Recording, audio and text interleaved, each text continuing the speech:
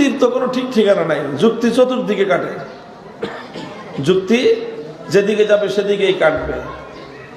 এক লোক একটা গাধা নিয়ে বাজারে যাচ্ছে, গাধা বিক্রি করবে, সঙ্গে তার ছোট একটা ছেলে।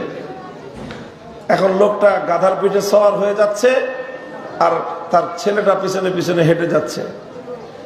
কিছু দূর যাওয়ার পরে একদল মানুষের সঙ্গে দেখা।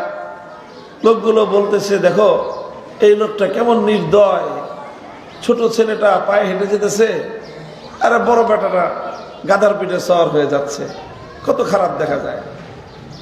লোকটা বলল যে কথার মধ্যে কি আছে, যুক্তি আছে, এরকম করা আসলে ঠিক হয় নাই।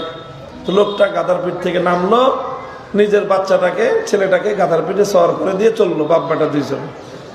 কিছু দূর যাওয়ার পর 2 নম্বর গ্রুপের সাথে দেখা।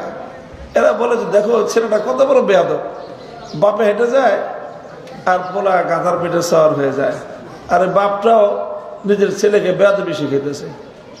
লোকটা বলল যে কথার মধ্যে যুক্তি আছে। এখন কি করবে, বাপ বেটা দুজন গাধার পিঠে সওয়ার হয়ে বসছে, চলছে এইভাবে।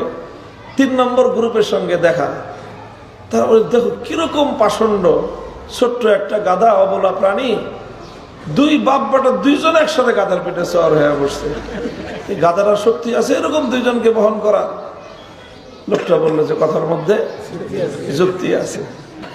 এখন বাপ বেটা দুজন নামলো, দুজনে নেমে গাধাও হেঁটে যায়, সাথে সাথে বাপ বেটা 2জন হেঁটে যায়। এবার 4র্থ গ্রুপের সঙ্গে দেখা।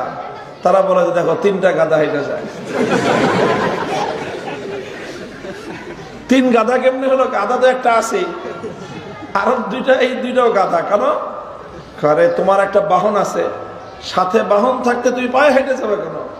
হয় তুমি আরোহণ করবা, না হয় তোমার ছেলেকে আরোহণ করাইবা। তোমার কাছে একটা যদি মোটর সাইকেল থাকে তো তুমি কি মোটর সাইকেল ধাক্কা চালাইবা? তোমার বাহন আছে, বাহন আল্লাহ কেন সৃষ্টি করছেন? ওয়াল খাইলা ওয়াল বিগালা ওয়াল হামিরা লিতারকাবুহা, এটাকে তো আল্লাহ সৃষ্টি করছেন এটার উপর সওয়ার হওয়ার জন্য। হয় তুমি সওয়ার হইবা, না তোমার ছেলেকে সওয়ার করবা। এটা কিরকম যে বাহনও হেঁটে যায় তুমিও হেঁটে যাও, তুমি গাধা নাকি? লোকটা বললো যে কথার মধ্যে যুক্তি আছে। এখন সে চিন্তা করতেছে করবো কি, আমি নিজে সওয়ার হইলাম নির্দয় বাপ, পোলারে সওয়ার করলাম হইল বেয়াদব ছেলে, 2জন সওয়ার হইলাম পাষণ্ড, 2জন নামলাম হইলাম গাধা। এখন লোকটা বিরক্ত হয়ে গেছে, তাহলে কি করবো এখন? আসল সমস্যা কি, যে গাধাটার সাথে থাকলেই সমস্যা। তো গাধা ছেড়ে দেই, গাধা তার গাধার মতো আপন গতিতে যাক, আমরা আমাদের গতির মতো যাই, তাহলে আর কেউ কিছু বলবে না। এই কথা চিন্তা করে সে গাধাটা ছেড়ে দিছে। তো গাধা যখন ছেড়ে দিছে, গাধা নিজের গতিতে লাফাইতে লাফাইতে জঙ্গলে চলে গেছে। লোক তো খালি হাতে বাড়িতে ফিরে আসছে। এখন গাধা বিক্রি করে টাকা নিয়ে আসার কথা, বাড়িয়ালি অপেক্ষা করতেছে যে 10-12 হাজার টাকা আনবে, এটা দিয়ে তার বিশাল প্ল্যান, অনেক কিছু করবে সে। এখন যখন খালি হাতে আসছে তো বাড়িওয়ালারে জিজ্ঞাসা করছে, গাধা বিক্রি করছো কয় টাকা? বলে যে না, গাধা তো বেশি নাই। কি করছো? বলে যে মানুষের যুক্তির তার পাল্লায় পড়ে শেষ পর্যন্ত রাস্তার মাঝখানে তো গাধা ছেড়ে দিছি। কি করছো? গাধা ছেড়ে দিছি। তারপর কই গেছে গাধা? গাধা নাচতে নাচতে জঙ্গলে চলে গেছে, আর আমরা খালি হাতে বাড়িতে ফিরছি। এই কথা বলতে দেরি, বাড়িওয়ালি তো এমন খেপা খেপছে, ঘরের ভিতর থেকে ঝাঁটা নিয়ে আসছে। ঝাঁটা চেনেন?